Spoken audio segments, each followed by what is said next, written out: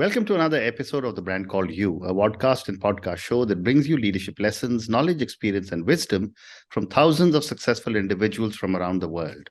I'm your host, Ashutosh Garg, and today I'm delighted to welcome a very, very senior and accomplished professional from India, Professor MS Rao. Professor Rao, welcome to the show. Thank you for inviting me. Professor Rao is an international leadership guru. He's the father of soft leadership, and he's an author of over 50 books. So, Professor Rao, tell me a little bit about your own journey. First of all, let me share with you my challenge. I was blessed to be alive of the brainstroke in the year 2021. I survived because of my positive psychology and because of the healthy habits that I acquired from Indian Air Force. I was born in a toxic family and grew up in a toxic environment. I have mental challenges, physical challenges, and financial challenges. And I have I'm dyslexic with the ADHD. So I have lots of challenges, but despite all the challenges, I rose like a phoenix. I served in the Indian Air Force for around 12 years. And I learned a lot from Indian Air Force. And I was lucky that I came out of my toxic family and got into Indian Air Force when I was 18 years old. I acquired a couple of qualifications after I joined the Indian Air Force. They include DME, BSc, MA, MBA, PhD CLL, PhD BM, and my PhD in soft skills in the year 2011. So after serving for 12 years in the Indian Air Force, I took voluntary retirement. Then I entered into business, which didn't go well. Then I entered into teaching profession. I became a faculty member, and then I joined for PhD in the year 2007. 2011, I earned my PhD in soft skills. So then I became an educator. Then I became an author. I have authored 52 books as of today, and some of the books are best-selling books. This is one of my favorite books I would like to share with you. This book titled "See the Light in You," for which His Holiness Dalai Lama has written a foreword, and I have dedicated this book to former Vice President of India, Dr. M. Venkaiah Naidu, and so many books. This is one more book. This book on gender and diversity. This book received a foreword from former Vice President of India, Mr. M. Venkaiah Naidu, and I have dedicated this book to Rosa Parks, Maya Angelou, and Oprah Winfrey. Like that, I have dedicated books to so many people. So I understand. So I want to talk to you about leadership. What is soft leadership? Yeah, soft leadership is the one I have coined because I earned my PhD in soft skills in the year 2011. When I started conducting classes for students of MBA and EMBA, I got some triggers because I take feedback from students. And also I found that there was some gap because audiences were telling that there were so many leadership styles. So why not to explore a new leadership style? Then I have coined soft leadership. I have blended soft skills with leadership and coined it as soft leadership. And around 10 books have been published in soft leadership. I understand, but what is soft leadership? Soft leadership is very simple and straight. It is to achieve peace and prosperity for countries. It is for organizations to achieve excellence and effectiveness.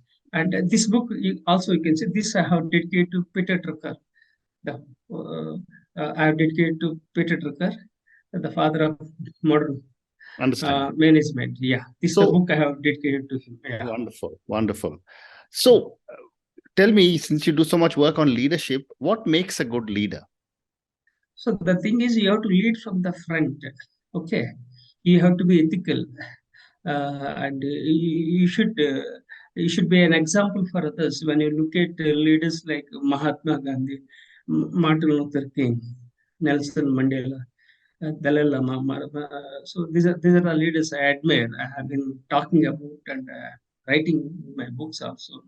I admire all these leaders because one thing for all these people is that they lead from the front. They they add value and make a difference in the lives of others. Wonderful. They influence the people, add value, and serve the people. And this is a simple definition I would like to talk Understand. about So tell me, education. Professor Rao, are leaders born or are they made? Yeah, it's a very simple question. Everybody talks about this. Some people are born leaders, some people are made as leaders. So my judgment is that, my analysis is that leaders are made rather than born, but it's a blend of both. But when I like Daniel Goleman, he's my connection. He says that leaders are made rather than born. So this is a simple analysis based on Daniel Goleman, who is on my internet, is on my LinkedIn, and is on my connections. So leaders are made rather than uh, born, but it's a judicious blend of both. Some people they are born gifted, some people they grow. In my case, I was born. I was not gifted with any opportunities because I am still struggling. So my next question to you, Professor Rao, is that since you have been observing and studying leaders for so long, are there any changing trends you have noticed in leadership? In the sense, you as a scholar or as a practitioner? I just want to ask you Either, this. either. Huh? You can give me a response either as a scholar or as a practitioner. So I am both a scholar and a practitioner because I not only preach but also I practice. So there are some challenges and changes that are happening globally. And the only thing, the message is I would like to say is that you have to learn, unlearn, and relearn. You have to be adaptable. So these are all the certain things I would like to share about leadership. You have to be adaptable with the changing times and technology because what worked in the past will not now. That's what said by Jock Welch. So not only Jock Welch, anybody will tell all these things. So you have to continuously learn and grow. You have to update and adapt with the changing environment. Then only you will become relevant. Otherwise, you become irrelevant. Okay. My next question to you is that why do leaders fail and what determines failure? So failure is the thing is that, say, I see it's not a failure, it's a learning curve. I'm very positive because I also failed in business. See, everyone fails in one day. It's part of life, but accept the realities.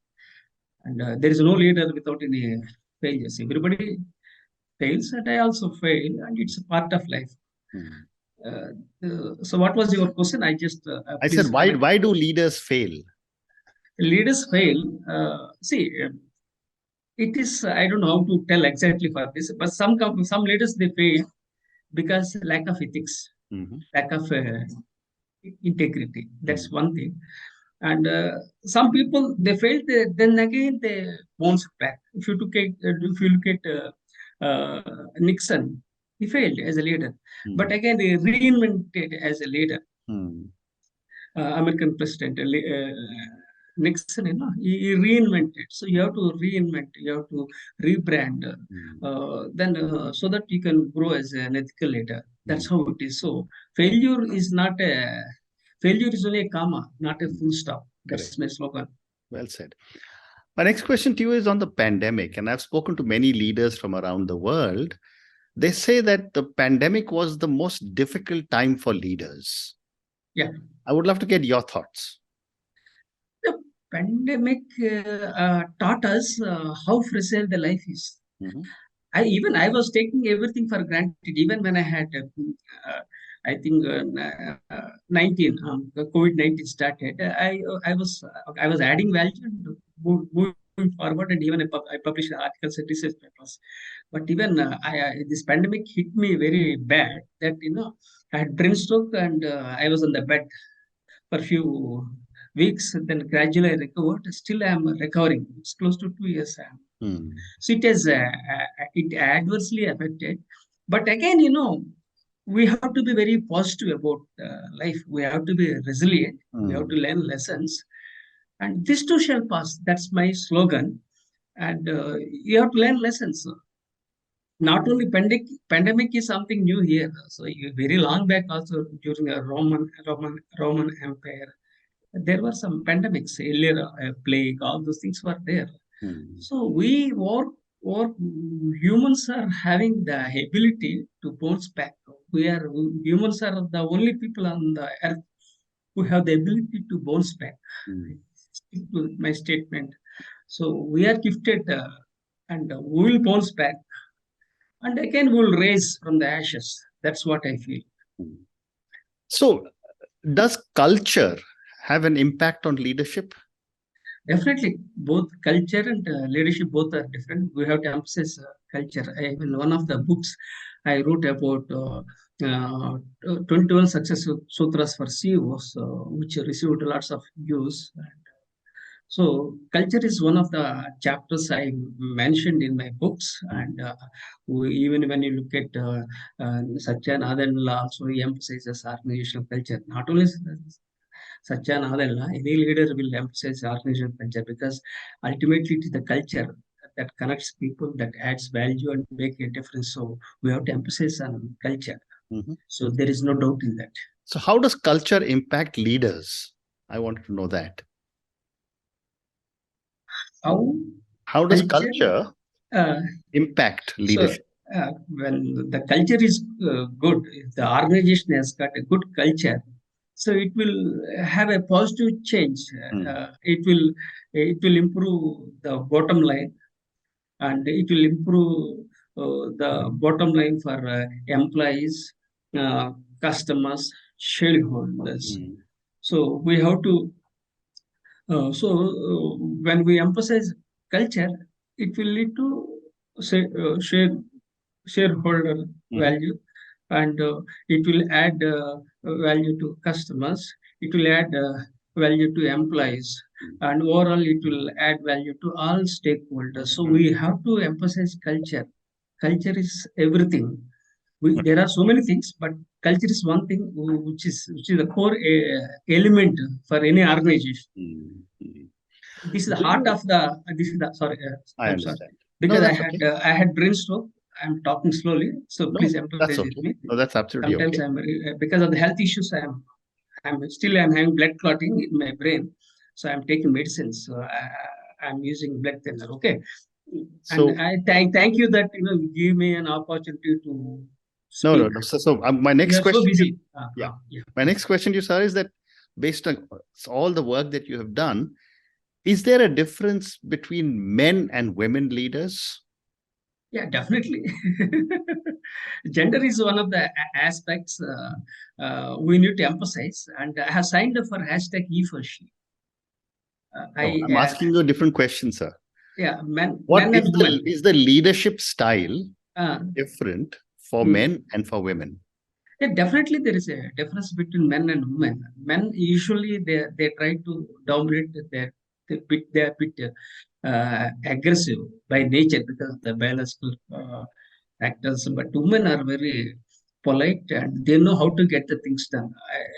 I believe that women are much smarter than men. I should not say that, but you might think that I am supporting women, but the reality is that women are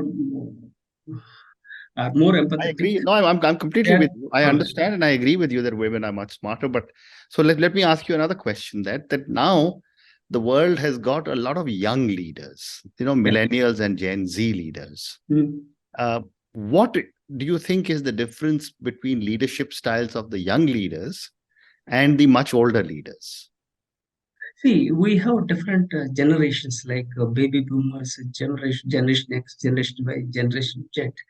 We are calling it different names. I would like to put them in a very simple and thing that millennials and centennials, generation Z, whatever you call. So definitely there are some changes because these millennials and centennials, they are very impatient. They want to achieve goals. But again, there's a caution for this millennials and centennials is that sometimes they are over ambitious. They cut the corners.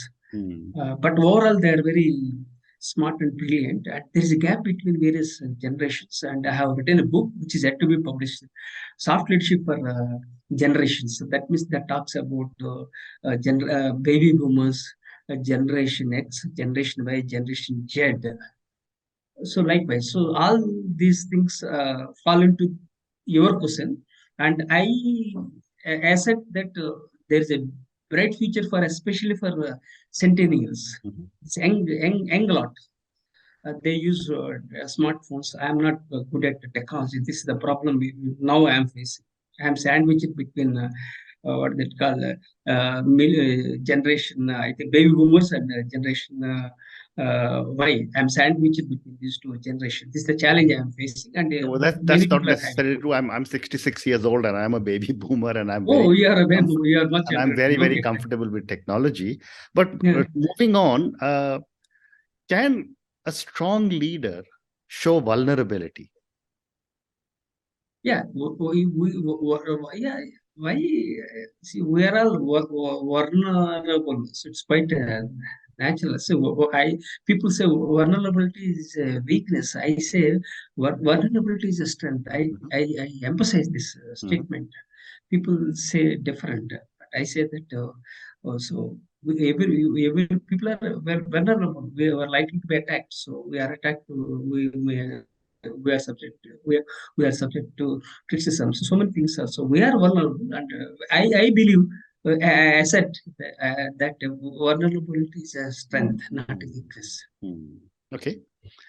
My next question to you is that, a lot of leaders have been faced with this term called the Great Resignation. A lot of resignations have happened. What do you think is the reason, and how are leaders reacting? See, every time this globally we coin different names like great resignation. Some people say great quitting. So like that. But let us stick to your point. Great resignation. So this was much talked, I think, before the recession came, because after now the recession has entered, the things have changed again. Currently, I don't know how things will happen after the recession. This great resignation impacted at that time, and people, they left, and they wanted to become entrepreneurs. So like that, so many things have changed. So it's a very volatile situation. We are living in a VUCA world. Volatility, uh, Uncertainty, uncertainty, complexity, and ambiguity. and I'm speaking slowly because of the health issues. Otherwise, I'm very So tell me, fast how speaker. do leaders handle VUCA? So you have to be very calm and quiet and be charismatic. Be That's how you should be. See, we should embrace VUCA, VUCA. And this is one of the chapters I talked about in my book titled 21 Successful Philosophers Use. Like the organization culture I talked about, now I talk about how to overcome VUCA. So we have to adjust with the changing volatile environment. So the only thing we have to get along. We have to go along with the stream. This is part of life. Okay. I'll come to your books. You already shown me 3-4 books. You've written 52 books. What are the subjects you have written on? Actually, I myself didn't have any clarity of writing books. Actually, I'm basically a creative writer, but it was hidden very long back. I was in military. Even at that time, also I used to write something, a diary like that. I started in between it. I did business. There was a break. Then again, I got into teaching. So I have written books on various categories. Like I started with students. Then I started about soft skills. Then I start one of the books I have dedicated to Swami Vivekananda on the eve of 150th book. 150th birthday anniversary. So like that, and I keep dedicating books. So I have written books on leadership, executive education. Now I am to mindfulness, and now I want to write a book on my mayor. I'm hopefully mayor once I get back to the field. So different areas I entered because I always explore and experiment. That's my nature. That's my hidden nature. So this is how I started my journey. What happens next, I can't say, but so far so good. I enter different areas. Maybe I may explore the areas of this economic sciences. Also, I'm thinking, but I'm not sure. Okay. And my last question to you, Professor Rao, and this is for many, many people who will listen to our conversation. You've done so much work on leadership, and so you've written so many different books. What would you say are 3 lessons you want our viewers and listeners to take away?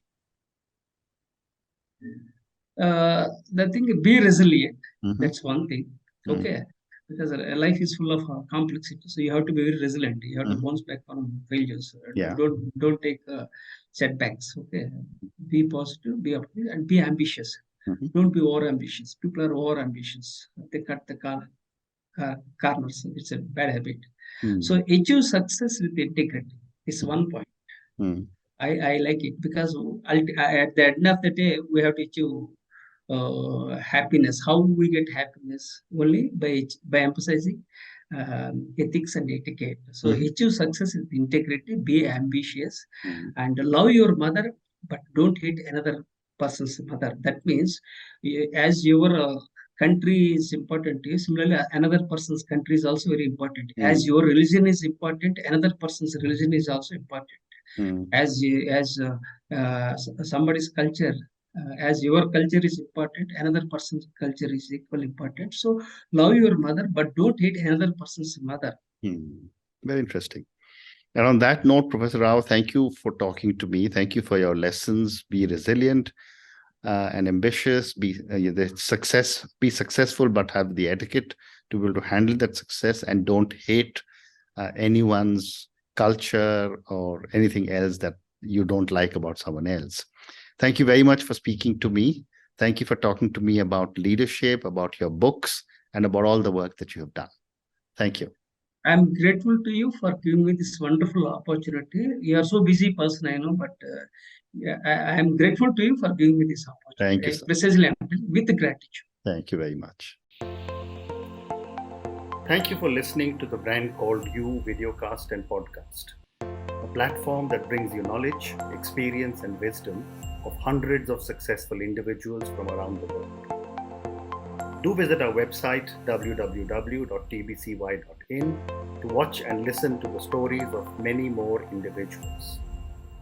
You can also follow us on YouTube, Facebook, Instagram, and Twitter. Just search for the Brand Called You.